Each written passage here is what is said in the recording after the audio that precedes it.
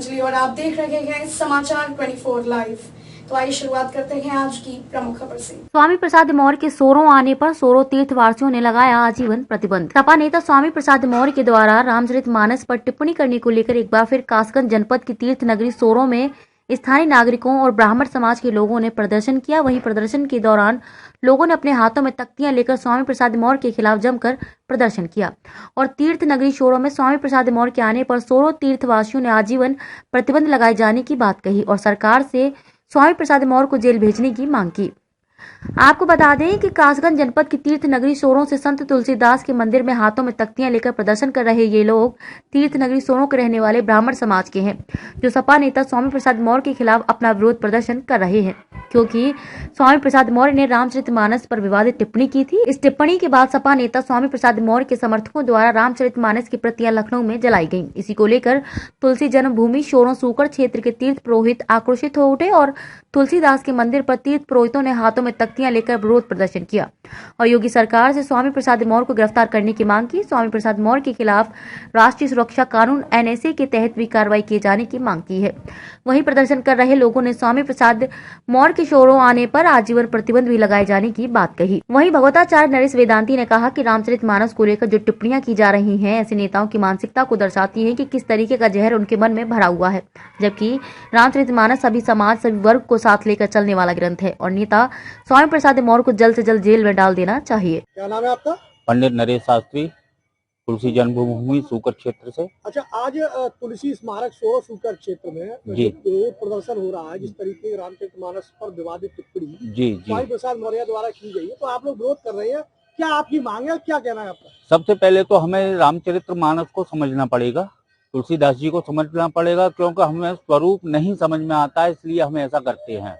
और ये जो हमारी जो नकारात्मक शक्तियां हैं, जिनको पहले राक्षस कहते थे, आज आतंकवाद कहते हैं, तो हमारे धर्म नष्ट भ्रष्ट करने के लिए व्यक्ति जो हैं हमारे धर्म ग्रंथों को अथवा यज्ञ यज्ञादों को राक्षस नष्ट करते थे। और आज ये जो जितने भी व्यक्ति हमारे सनातन धर्म के जो विरोधी है, वो हमारे ग्रंथों को नष्ट भ्रष्ट कर रहे हैं, जिससे हमारी शक्तियां क्षीण होती हैं, ये रहता है। तो ये जो हो रहा है, तो इसके दो विभाग जिम्मेदार हैं।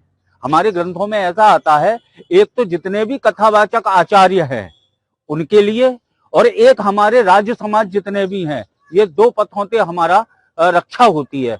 राजा अपने अनुसरण अनुकरण से ही सभी कार्य उनके करने से, ज्येष्ठ श्रेष्ठ व्यक्तियों के चलने से ही प्रजाजन उनके वक्तव्यों की भी आवश्यकता नहीं होती है। जैसे धर्मानुचरण करने वाले हमारे व्यास जी है या कोई भी हमारे वक्तागण हैं, वो सब हमारे अनुचरण करके दिखाएं, तो वो हमारे जनमानस जितना भी है, ऐसे ही राजागणों के लिए अगर कोई हमारे धर्म ग्रंथों के लिए या धार्मिक हमारी संस्थानों के लिए नष्ट भ्रष्ट करे, तो उससे सख्ती से भी निपटा जाए, उसके लिए दंडित भी किया जाए। ये हमारे पहले से भी हुआ है, ऐसा नहीं है। राजा अंग थे, अंग के पुत्र बैन हुए हैं, उन्होंने भी यही हरकतें की थी, तो वहां के हमारे राज्य समाज और जितने भी जनसाधारण और हमारे गुरुजन, हमारे आचार्य जन, व्यास जन, उन्होंने ये सब इलाज किए थे। सभी को खड़ा होना पड़ेगा, उसमें यही नहीं है कि केवल हम जनसाधारण ही व्यक्ति खड़े हों, उसके साथ में हमारे आचार्यगण और हमारा राज्य समाज सभी को एकजुट होना पड़ेगा, तभी हमारे सनातन धर्म की स्थापना आवश्यक है। समय समय पर यही होता चला है, जैसे ब्रिटिश गवर्नमेंट ने हमारी जितने भी ग्रंथ थे वो सब जलाए, वो हमारी शक्तियां छीन हुई। रामचरितमानस समस्त वेदों का, समस्त शास्त्रों का, समस्त संत जनों का, समस्त काग भुषुंड गरुड़ के ही की, मतलब यही नहीं है। व्यक्ति कहते हैं कि ढोल गमार शूद्र पशुनारी ही लिख दिया, जब हमारे यहाँ कागभूषुंड जी महाराज जी का भी सम्मान है हमारे ग्रंथों में, गरुड़ जी महाराज का भी सम्मान है हमारे ग्रंथों में, तो यहाँ भेद कैसे हो सकता है? इन सभी चीजों को समझने की आवश्यकता है।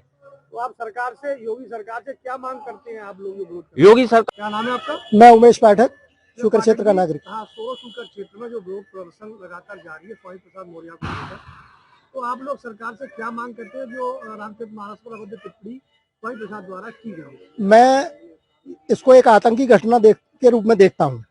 जिस तरह से आतंकवादियों पर NSA इत्यादि जो धाराएं लगाई जाती हैं, इस तरह के लोगों पर ऐसी ही धाराएं लगानी चाहिए, जो चाहे तो अवैध टिप्पणी कर रहे हैं या रामचरितमानस फाड़ रहे हैं या रामचरितमानस जला रहे हैं।